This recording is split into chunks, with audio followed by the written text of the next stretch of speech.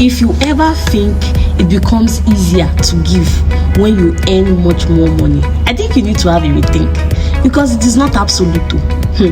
I remember when I was earning just 10,000 naira monthly, and my tithe was 1,000 naira. Every month I would feel like, how do I remove 1,000 naira from 10,000 naira?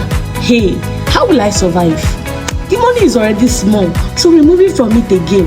Thank God I was even removing nonetheless. Then I will feel like all those people that are earning like 100,000, they can bring out of their abundance. They will not feel it. It is easier. They will give joyfully and cheerfully and happily because the money is plenty.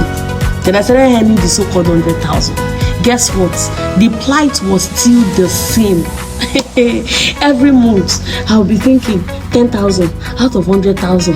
When I have rent, I have this bill, I have that bill. I have found out that the more you even earn in life, the more your expenses also rise. There are things that I never even conceived as a plan or a budget or as a viable expense because of how much I earned. But the more I earned, the more I dreamed bigger, the more I wanted more. As you earn more, your standard of living increases, your cost of living increases. This is why it's not good to judge rich people, because you don't know what they are doing with their money. You might think, they have so much, they will not feel it. I recall a particular time I needed money so badly. I think I needed maybe 50,000 naira or so. Then I had this particular rich person in my circle, and I was like, please, can you give me this particular amount of money? And he said, you are looking for 50k. Me, I'm looking for, how much did he even call it then? Was it 30 million naira more that he wants to buy a house in Banana Island, or something like that? And I was like, what? And he was like, yes, so that he's really looking for money much more than me. This is what I'm just saying, because people are looking at you now and feeling like you have so much to give. That's the same way you are looking at someone else and thinking they have so much to give, because you are currently living in someone's answered prayers, yes, and the person you are looking up to too is probably living in your own answered prayers. So my point is, it's an unending circle, and never come to the point where we say enough. I have enough, now I can give. Because human wants are many and insatiable. We never have enough. You never come to that point where you say, I don't have any other need.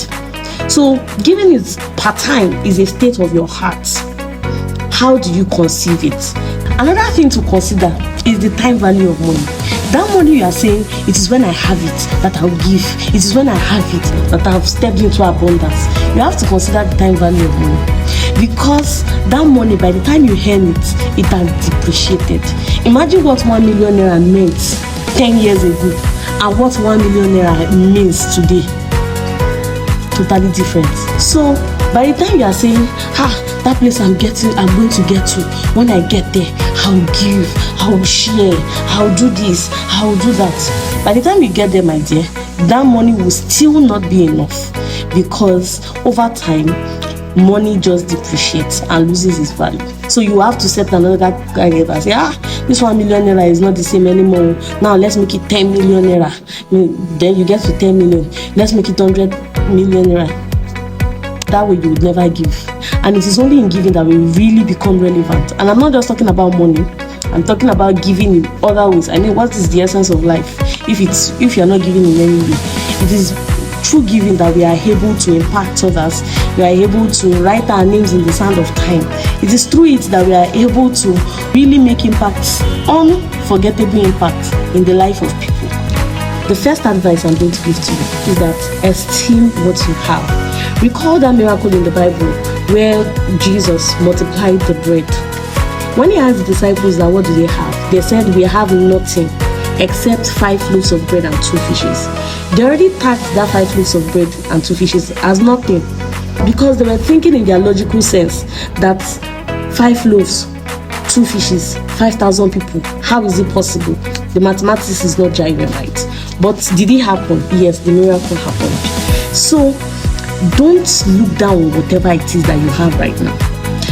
What you have can be enough for you, and you can still share with others through it. You can still bless others with what you have, even in the moment.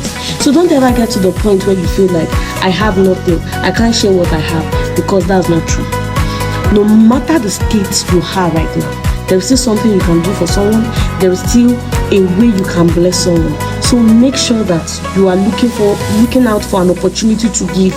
If you don't have 1 million, give 100,000. If you don't have 100,000, give 10,000. If you don't have 10,000, give 1,000. If you don't have 1,000, give 100 naira. If you don't have 100 naira, give 10 naira. There is always something you can afford to give. Always have that mindset. Believe me on this. It is rare for you to see someone who has that heart posture of giving lack. The Bible says he gives seed to the sower.